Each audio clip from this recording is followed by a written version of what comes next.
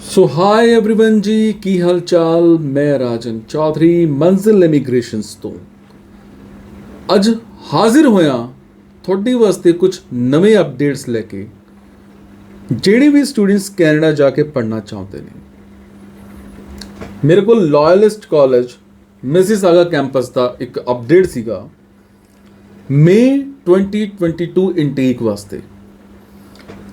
ਦੇਖੋ ਐਵੇਂ ਹੈਗਾ, ਸਭ ਤੋਂ ਪਹਿਲਾਂ ਜੇਕਰ ਮੈਂ ਗੱਲ ਕਰਾਂ ਪੋਸਟ ਗ੍ਰੈਜੂਏਟ ਪ੍ਰੋਗਰਾਮਸ ਦੀ, ਪੋਸਟ ਗ੍ਰੈਜੂਏਟ ਪ੍ਰੋਗਰਾਮਸ ਦੇ ਵਿੱਚ ਆਇਲਸ ਮੈਨੂੰ ਚਾਹੀਦੀ ਹੈ 6.5 overall, not less than 6 in each module, ठीक है, and any bachelor's degree holder with second class, right? ਕਿਹੜੇ ਕੋਰਸਿਸ ਨੇ? ਸਭ ਤੋਂ ਪਹਿਲਾਂ ਗਲੋਬਲ ਬਿਜ਼ਨਸ ਕੋਰਸ ਹੈਗਾ। ਹੁਣ ਜਿਹੜਾ ਗਲੋਬਲ ਬਿਜ਼ਨਸ ਕੋਰਸ ਹੈਗਾ ਪੋਸਟ ਗ੍ਰੈਜੂਏਟ 2 ਇਅਰਸ ਦਾ ਕੋਰਸ ਹੈ, any commerce degree holder with overall 50% apply ਕਰ ਸਕਦਾ ਹੈਗਾ। ਇੱਕ ਕੋਰਸ ਹੈਗਾ ਗਲੋਬਲ ਪ੍ਰੋਜੈਕਟ ਮੈਨੇਜਮੈਂਟ ਦਾ। ਕਾਫੀ ਸਾਰੇ ਸਟੂਡੈਂਟਸ ਨੂੰ ਬੜੀ ਕਨਫਿਊਜ਼ਨਸ ਹੁੰਦੀਆਂ ਨੇ ਕਿ ਮੈਂ ਸਰ ਕਮਰਸ ਬੈਕਗਰਾਊਂਡ ਤੋਂ ਹਾਂ, ਮੈਂ ਇਹ ਕੀਤਾ ਹੋਇਆ, ਮੈਂ ਉਹ ਕੀਤਾ ਹੋਇਆ, ਬਟ ਮੈਨੂੰ ਕੋਰਸ ਚੂਜ਼ ਕਰਨ ਵਾਸਤੇ ਬੜੀਆਂ ਪ੍ਰੋਬਲਮਸ ਆ ਰਹੀਆਂ ਨੇ, ਮੈਂ ਕਿਹੜਾ ਕੋਰਸ ਲਵਾਂ। ਇਸੇ ਕਰਕੇ ਮੈਂ ਥੋੜ੍ਹੇ ਜਿਹੇ ਅਪਡੇਟਸ ਦਿੰਦਾ ਹੁੰਦਾ ਸੋ ਦੈਟ ਤੁਹਾਨੂੰ ਪ੍ਰੋਪਰ ਇੱਕ ਪਤਾ ਲੱਗ ਸਕੇ ਕਿ ਕਿਹੜਾ ਕੋਰਸ ਅਵੇਲੇਬਲ ਹੈਗਾ। Global project management post graduate course ਹੈਗਾ, 2 ਸਾਲ ਦਾ ਕੋਰਸ ਹੈਗਾ, ਜਿਹਦੇ ਵਿੱਚ ਐਲੀਜੀਬਿਲਿਟੀ ਕੀ ਹੈ, ਰਿਕੁਆਇਰਮੈਂਟਸ ਕੀ ਹੈ, ਅ ਡਿਪਲੋਮਾ ਔਰ ਡਿਗਰੀ ਫਰੋਮ ਅ ਰਿਕੋਗਨਾਈਜ਼ਡ ਕਾਲਜ ਜਾਂ ਫਿਰ ਕਿਸੇ ਯੂਨੀਵਰਸਿਟੀ ਤੋਂ ਕੀਤੀ ਹੋਵੇ ਜਾਂ ਕੁਝ ਵੀ ਇਕੁਇਵਲੈਂਟ ਹੋਵੇ, preferably in business, engineering, IT software ਔਰ ਦ ਸਕਿਲਡ ਟ੍ਰੇਡਸ। ਠੀਕ ਹੈ ਜੀ। ਇੱਕ ਕੋਰਸ ਹੈਗਾ supply chain management, enterprise resource planning, post graduate ਹੈ, 2 ਸਾਲ ਦਾ ਕੋਰਸ ਹੈ। ਐਨੀ ਕਮਰਸ ਡਿਗਰੀ ਹੋਲਡਰ ਔਰ all engineering degree holder with overall 50% marks ਚਾਹੀਦੇ ਨੇ, 50 ਤੋਂ ਘੱਟ ਨਹੀਂ ਹੋਣੇ ਚਾਹੀਦੇ। ਇੱਕ ਕੋਰਸ ਹੁੰਦਾ ਜੀ cyber security post graduate course ਹੈ, 2 ਸਾਲ ਦਾ ਕੋਰਸ ਹੁੰਦਾ ਹੈ। ਐਨੀ ਕੰਪਿਊਟਰ ਸਾਇੰਸ ਔਰ IT degree holder with overall 50% ਹੋਣੇ ਚਾਹੀਦੇ ਨੇ ਉਹਦੇ। ਇੱਕ ਕੋਰਸ ਹੁੰਦਾ wireless information networking, post graduate course ਹੈ, ਇਹ ਵੀ 2 ਸਾਲ ਦਾ ਕੋਰਸ ਹੈਗਾ।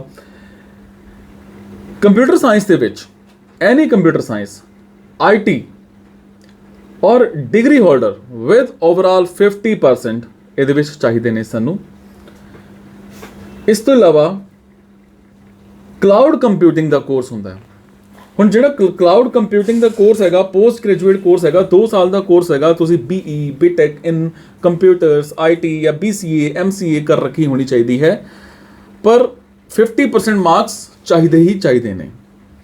Then artificial intelligence and data science post graduate course ਹੈ, 2 ਸਾਲ ਦਾ ਕੋਰਸ ਹੈ, ਜਿਹਦੇ ਵਿੱਚ BE BTech in computer science IT ਜਾਂ ਇਲੈਕਟ੍ਰੋਨਿਕਸ ਜਾਂ BCA ਜਾਂ MCA ਜਾਂ BSc ਜਾਂ MSc ਕੁਝ ਵੀ ਕਰ ਕੀਤਾ ਹੋਵੇ, 50% ਓਵਰਆਲ ਸਾਨੂੰ ਹਰ ਹਾਲਤ ਦੇ ਵਿੱਚ ਇਸ ਕੋਰਸ ਦੀ ਐਡਮਿਸ਼ਨ ਲੈਣ ਵਾਸਤੇ ਚਾਹੀਦੇ ਨੇ।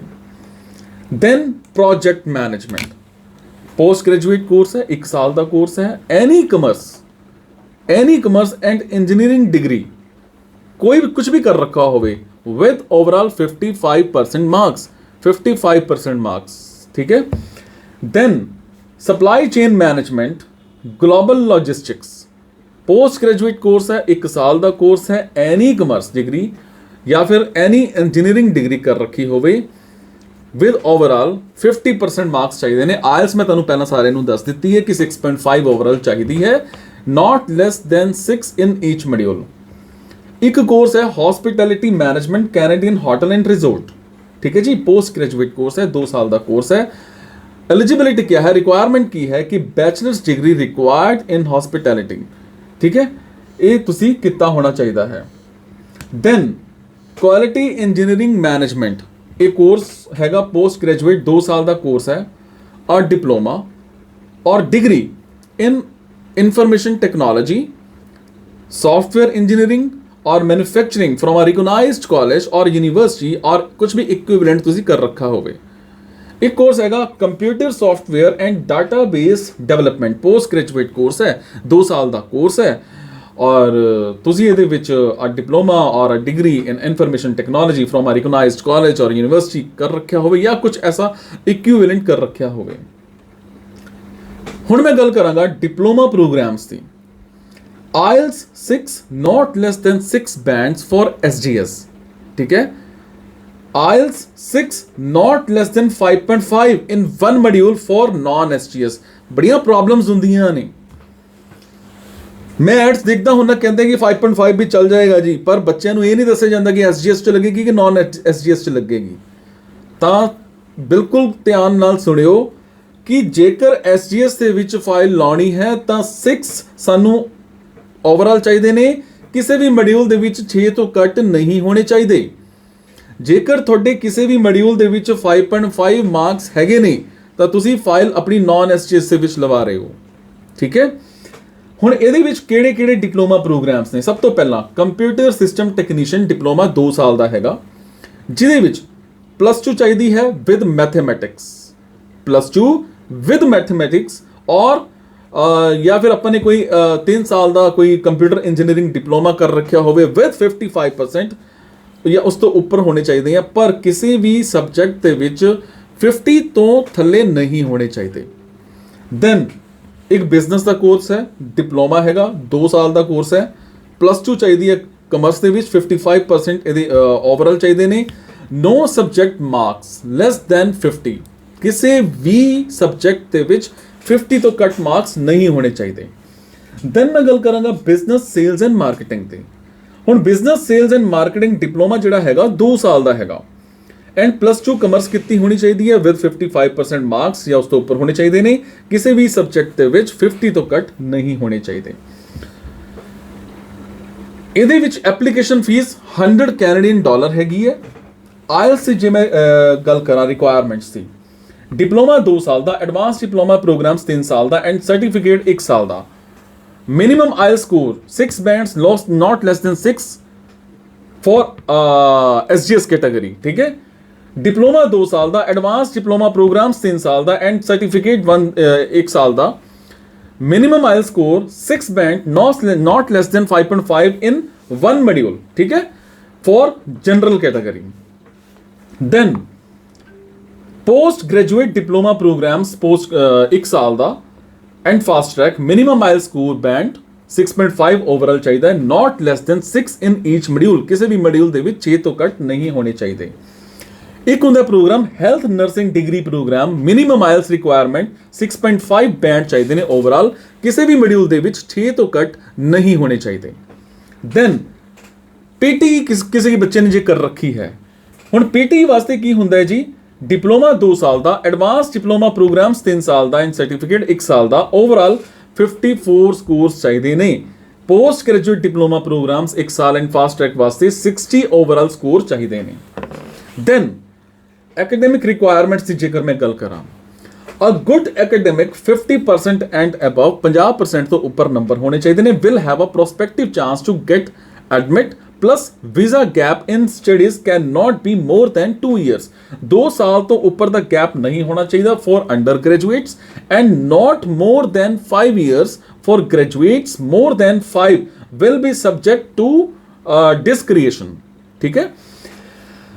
And the student in his or in her 12th needs to have 50% marks चाहिए ने और above in all each of the core subjects for both undergraduate or postgraduate level programs। इस तो अलावा backlogs in core subjects and number of backlogs in the same subject are being viewed with caution। 3 backlogs and over in the same subject will be under scrutiny।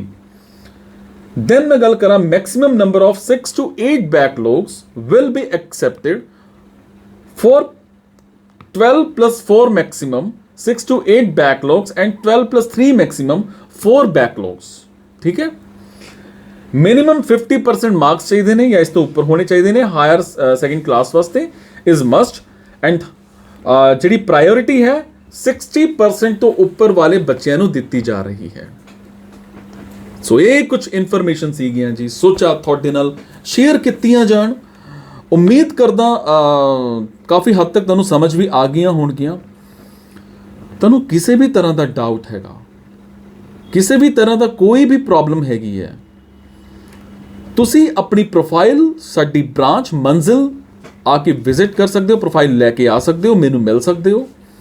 ਇਸ ਤੋਂ ਇਲਾਵਾ ਤੁਸੀਂ ਆਪਣਾ ਜਿਹੜੀ profile ਹੈ ਮੇਰੇ WhatsApp ਨੰਬਰ 9914615605 ਤੇ ਵੀ share ਕਰ ਸਕਦੇ ਹੋ, ਜਿਹਦੇ ਵਿੱਚ ਮੇਰੇ ਵੱਲੋਂ ਤੁਹਾਨੂੰ ਦੱਸਿਆ ਜਾਏਗਾ ਕਿ ਤੁਹਾਡੇ ਵਾਸਤੇ ਬੈਟਰ ਕੀ ਹੈ, ਕਿਹੜਾ ਕਾਲਜ ਬੈਟਰ ਹੈ, ਕਿਹੜੀ ਯੂਨੀਵਰਸਿਟੀ ਬੈਟਰ ਹੈ, ਕਿਹੜਾ ਕੋਰਸ ਬੈਟਰ ਹੈ, ਐਵਰੀਥਿੰਗ। ਐਂਡ ਸਭ ਤੋਂ ਮੇਨ ਚੀਜ਼, ਮੈਂ ਜਿਹੜੀ ਵੀ ਫਾਈਲਿੰਗ ਕਰਦਾ ਹਾਂ ਮੇਰੀ ਪ੍ਰੋਸੈਸਿੰਗ ਫੀਸ ਕੋਈ ਨਹੀਂ ਹੈ, ਨਾ ਹੀ ਵੀਜ਼ੇ ਤੋਂ ਪਹਿਲਾਂ ਨਾ ਹੀ ਵੀਜ਼ੇ ਤੋਂ ਬਾਅਦ। Is it? Thank you so much.